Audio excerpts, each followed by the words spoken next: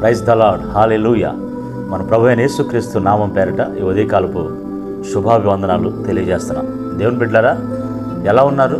ఆత్మీయ జీవితంలో దినదినము అభివృద్ధి చెందాలని, ఎదగాలని దేవుని ప్రణాళికలో భాగంగా శిలువ రక్తం చేత మనల్ని కడిగి పవిత్రపరిచి ఆయన బిడ్డలుగా చేసుకొని సంఘంలో చేర్చి వాక్యముతో మనల్ని పోషిస్తున్న దేవుడు, వాక్యముతో బలపరుస్తున్న దేవుడు, వాక్యముతో ఆదరిస్తున్నటువంటి దేవుడు.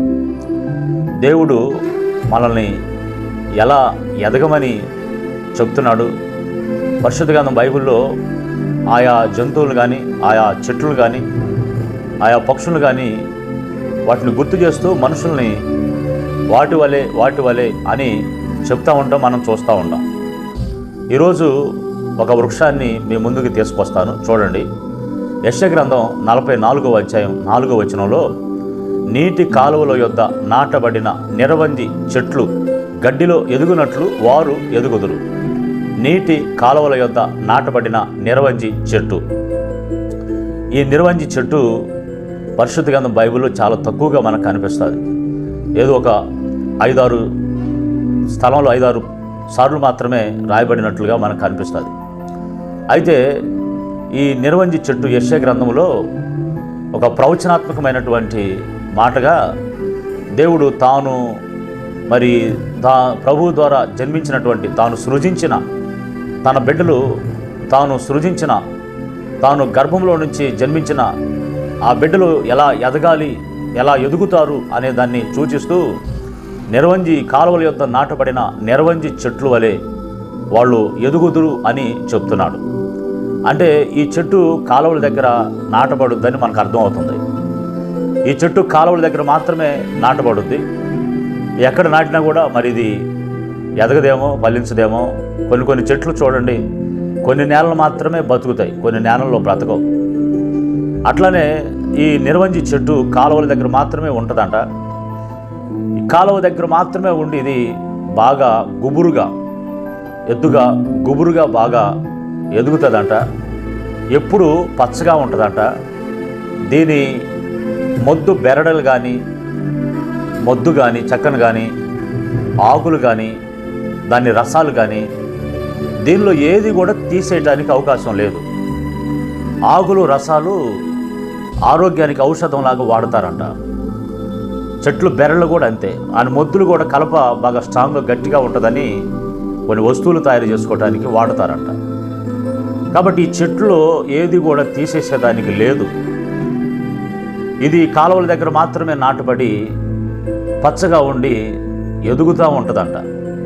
మరి దేవుని బిడ్డలు కూడా ఇలా ఎదగాలని, ఇలా ఎదుగుతారని, ఇలా కాలువల దగ్గర నాటబడితే ఇలా ఎదుగుతారని దేవుని వాక్యం సూచిస్తూ ఉంది. దేవుడు చెట్టును చూపించి మీరు ఇలా ఉంటారు అని మన గురించి మాట్లాడుతున్నాడు. మరి మీరు ఆదివారం వాక్యం విని వచ్చారు కదా, మరి ఆ వాక్యము విని ఎంతవరకు మీరు ఎదుగుతున్నారు? ఎంతవరకు దాన్ని మీ ఆత్మీయ ఎదుగుదలకు స్వీకరిస్తున్నారు? మీరు బాప్తిసం పొందిన తర్వాత మనం ఒక చిన్న ఇత్తనంలాగా ఎక్కడ నాటబడ్డాం? మందిరంలో నాటబడ్డామా? మందిరంలో ఉండి ఎదుగుతున్నావా? మరి మనకి కాలువల దగ్గర, నీటి కాలువల ఎవరైనా నాటబడిన చెట్టు వలె అన్నట్లుగా మరి వాక్యం అనే నీరు మనకు అందించబడతా ఉందా? మనం దేవుని మందిరంలో నాటబడ్డామా? దేవుని మందిరంలో నాటబడితే ఎప్పుడు అక్కడ సమృద్ధి అయిన వాక్యం ఉంటుంది. సమృద్ధి అయిన వాక్యం మనకి అందించబడతా ఉంటుంది. కాబట్టి సమృద్ధి కలిగిన సంఘం, వాక్యం సమృద్ధి కలిగిన సంఘం, పరిశుద్ధాత్మ అభిషేకం సమృద్ధి కలిగిన సంఘం, అక్కడ నువ్వు నాటబడితే నీవు ఎదుగుతూ ఉంటావు. దేనిలో ఎదుగుతావు? ఈ చెట్టు ఎప్పుడు పచ్చగానే ఉంటుంది. నీ కుటుంబం నువ్వు ఎప్పుడు పచ్చగానే ఉంటావు. ఈ చెట్టు ఆ బెరడులు కూడా మరి ఆరోగ్యానికి ఔషధంగా ఉపయోగిస్తారు. దాని రసాలు తీసి నువ్వు అనేకులకు ఆశీర్వాదకరంగా ఉంటావు. దానిలో ఉన్న ఆకులు కానీ, దానిలో ఉన్న ఆ రసాలు కానీ, ఆ కొమ్మలు కానీ ఏది కూడా తీసేయడానికి లేదు. మరి ఆరోగ్యం కోసం దాన్ని వాడతారంట. మరి నువ్వు ఆరోగ్య విషయంలో ఎదుగుతావు, అనేకులకు ఉపయోగకరంగా ఉండేటట్లుగా ఎదుగుతావు. కాబట్టి నువ్వు ప్రతి విషయంలో ఇక నీలో ఏది తీసేయటానికి లేదన్నట్టుగా నీవు అలా అనేకులకి దీవెనకరంగా ఉంటావు. మరి రక్షించబడిన నీవు ఇలా ఆత్మీయంగా ఎదగాలనేదే దేవుని ప్రణాళిక అయి ఉంది. నువ్వు రక్షించబడి నువ్వు ఎదగకుండా, ఫలించకుండా, నువ్వు అభివృద్ధి చెందకుండా అట్లానే ఉంటే ఎదుగుబొదుగులేని నీ ఆత్మీయ జీవితం ఉపయోగం ఉండదు.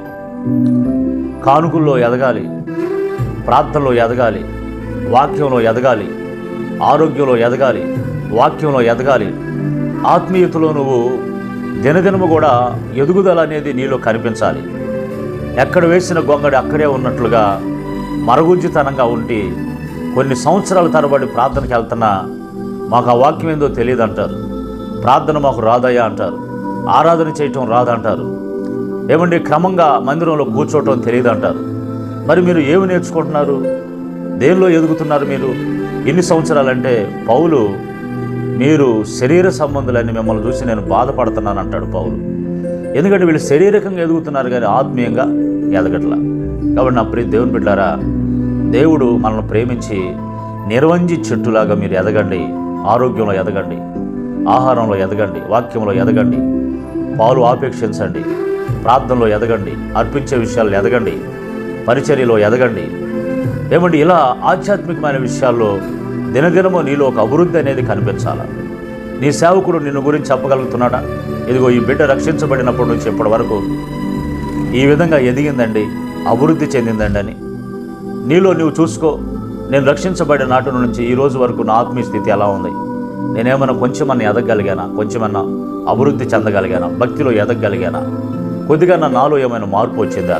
నా ప్రార్థనలో మార్పు వచ్చిందా? నా నడవలికలో మార్పు వచ్చిందా? ఆత్మీయతలో కొంచెమన్నా నేను ఎదగలిగానా? ఎదగలేకపోతే నువ్వు పరలోకానికి వెళ్ళలేవు. ఆధ్యాత్మికంగా ఎదుగుదల లేకపోతే ఎంత ఎత్తు ఎదగలయ్యా అంటే స్టెప్ బై స్టెప్ మెట్లు ఎక్కుకుంటూ పరలోకానికి అంత ఎత్తుగా నువ్వు ఎదగాలి. స్తోత్రం, హల్లెలూయా. అదే దేవుడు నీ దగ్గర నుంచి ఆశిస్తున్నది. కాబట్టి ఈరోజు ఒకసారి నీ ఆత్మీయ జీవితాన్ని పరిశీలన చేసుకొని, ఒకవేళ ఎదగలేని స్థితిలో ఉంటే నీవు కాలువల దగ్గర నాటబడలేదు. వాక్యం సమృద్ధిగా ఉన్న సంఘంలో, వాక్యం పరిశుద్ధాత్మ సమృద్ధిగా ఉన్న సంఘంలో నువ్వు నాటబడలేదు. కాబట్టి అది పరిశీలన చేసుకొని, సరి చేసుకొని, కాలువల దగ్గర నాటబడి నిర్వంజి చెట్టులాగా సమృద్ధి కలిగిన సంఘంలో నువ్వు నాటబడి ఆత్మీయ క్షేమంతో వర్ధిల్లుదుగాక. ప్రార్థన చేద్దాం. సర్వకృపానిధి యేసయ్యా, నీ గొప్ప కృపకు స్తోత్రాలు. ఈ మాటలు వింటున్న బిడ్డల జీవితాల్లో నిర్వంజి చెట్టు వల్లే కాలువల దగ్గర నాటబడిన చెట్టు ఎదిగినట్లు మేము ఎదుగుతామని మీరు చెప్పారు. అలాంటి ఆత్మీయ ఎదుగుదల బిడ్డలందరికీ దయచేయమని, వారు ఎక్కడ నాటపడ్డారు, ఎక్కడ ఉన్నారో ఒకసారి పరీక్షించుకొని సరి చేసుకొని కృపలో ముందుకు సాగినట్లు సహాయం చేయండి. యేసు నామములో ప్రార్థిస్తున్నాం తండ్రి. Amen, amen.